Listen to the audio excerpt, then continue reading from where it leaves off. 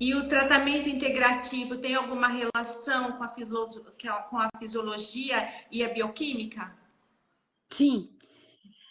A partir do momento em que você procura estudar um pouco mais a fundo a bioquímica e estudar um pouco mais a fisiologia e integrar esse tipo de conhecimento no entendimento da fisiopatologia do autismo, você consegue ter uma visão um pouco mais ampla do que acontece dentro daquele indivíduo. E é isso que permite ter essa visão integrativa. É justamente você utilizar mais os conhecimentos da fisiologia e da bioquímica. Na verdade, a gente sabe que quando a gente fala de bioquímica, a gente consegue ir além para a biofísica e ela ajuda a gente a entender mais coisas ainda.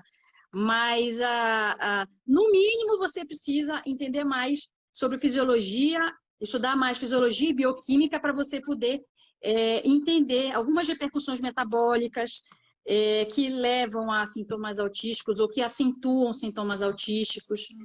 Então, no mínimo, com mais fisiologia e mais bioquímica, a gente consegue ter uma visão integrativa. E as pessoas, assim, os tratamentos tradicionais, as terapias integrativas auxiliam muito. Não precisa deixar de fazer o tratamento tradicional. Muito pelo contrário, se fizer integrativa junto, vai ter um resultado muito melhor, não vai? Exato. O intuito não é excludente, né? A gente sabe que dentro da medicina tradicional a gente encontra uma certa resistência em relação a, nossa, será que tem a ver isso daí, né?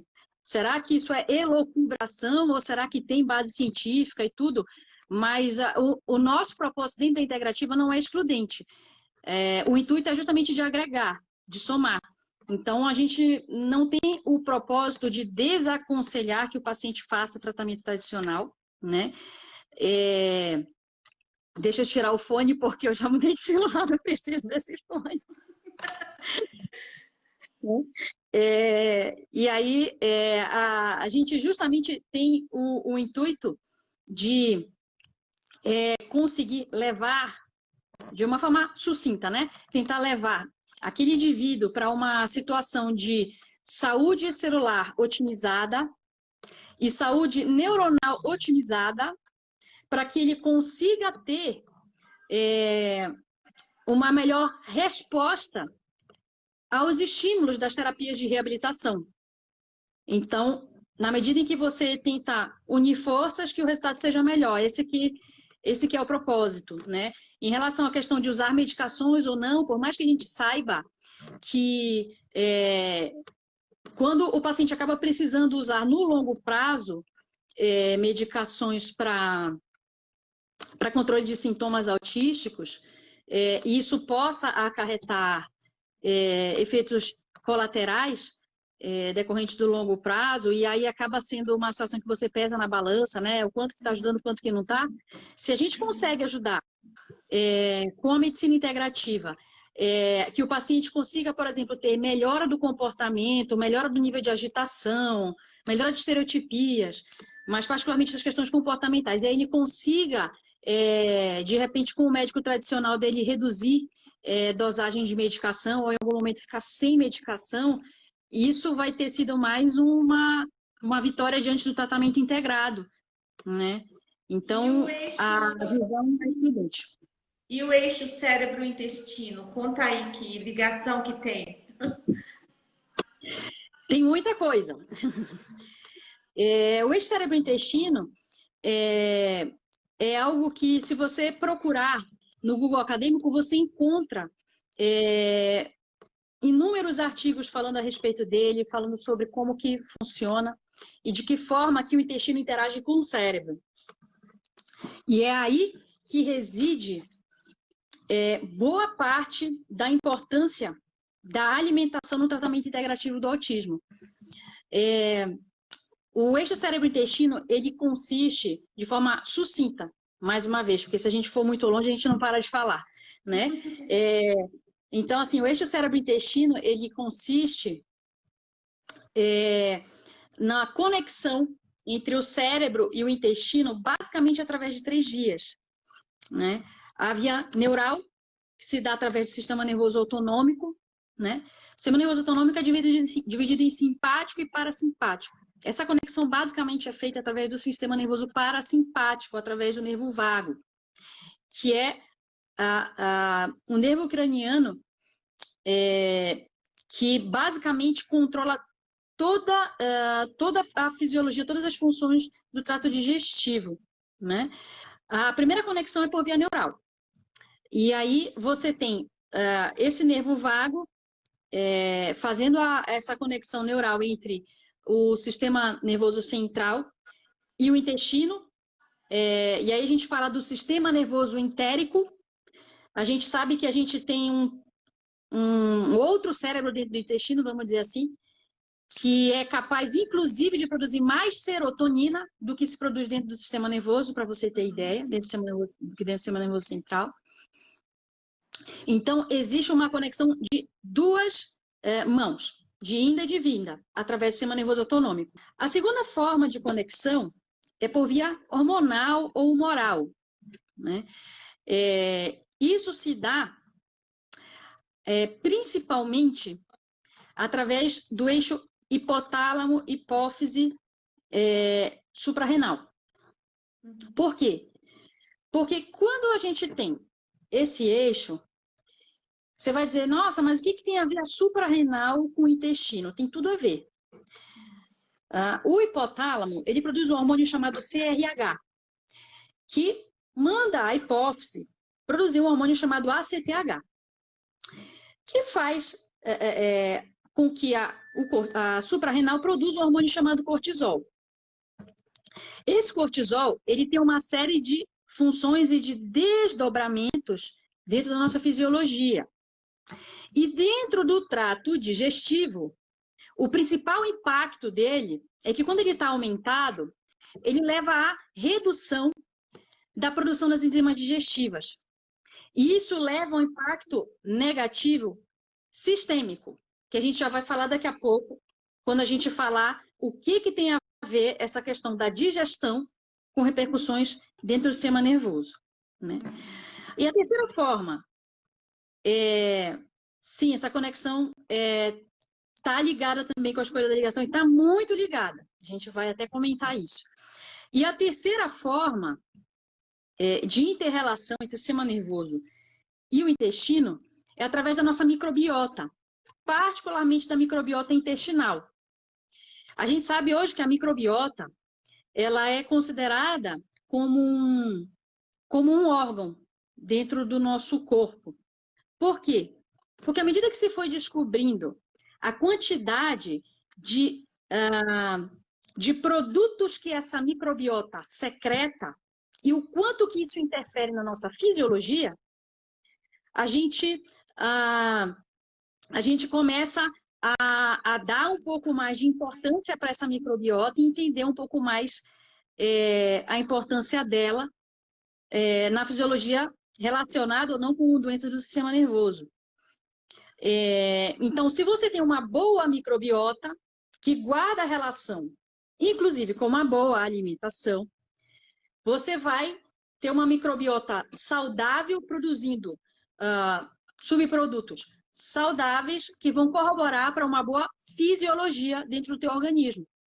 Enquanto que, se você tem uma alimentação ruim, com alimentos inflamatórios, com alimentos fermentativos, com alimentos que produzem um nível maior de estresse oxidativo dentro do teu organismo, esses alimentos que são ruins, eles vão alimentar, em geral, uma microbiota ruim, que vai produzir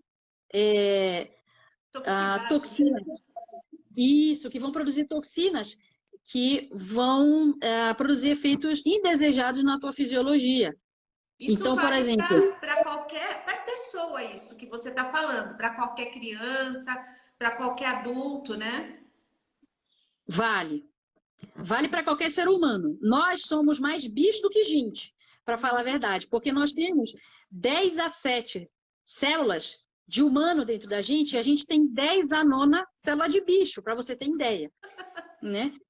Então, tem um livro da Alana Cohen que chama assim 10% humano, e ela explica ela tenta numa abordagem, ela tenta trazer a abordagem científica, mas ela também tenta usar uma linguagem didática para que o leitor consiga entender de uma forma um pouco mais descomplicada o quanto que a gente tem mais microbioma, tem mais célula de bicho do que célula de humano. Para entender isso, para você conseguir visualizar isso, basta você pensar, por exemplo, no tamanho dos vírus, que são parasitas intracelulares obrigatórios, que são minúsculos.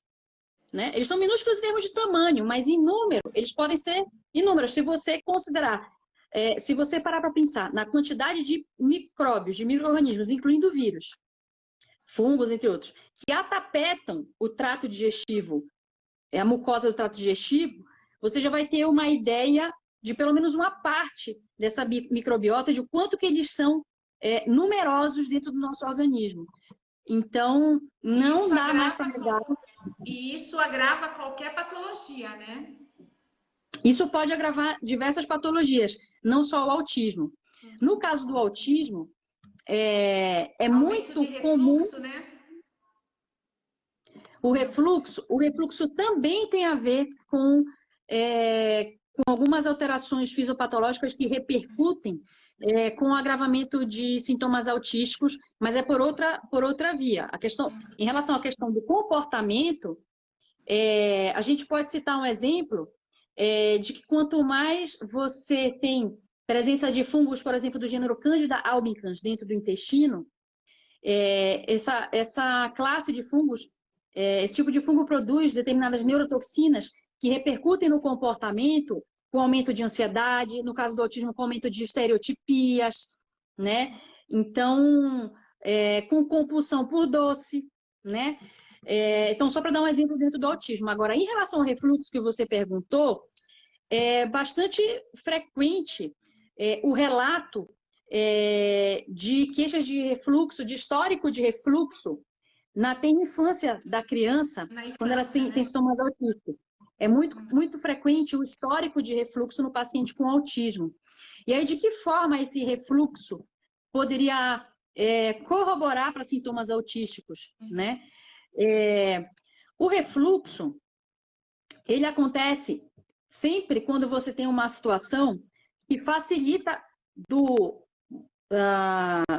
bolo alimentar que está dentro do estômago. Quando você tem um bolo alimentar dentro do estômago e ele reflui para o esôfago por alguma condição fisiológica que favoreceu essa volta. Às vezes isso pode acontecer por questões anatômicas, de algum tipo de relaxamento ou de frouxidão daquele esfíncter que tem ali entre o esôfago e o estômago, né? Que ele é que nem um ponteiro, que serve para manter-se fechado quando tiver comidinha dentro do estômago e abrir quando tiver que passar comida do esôfago para o estômago.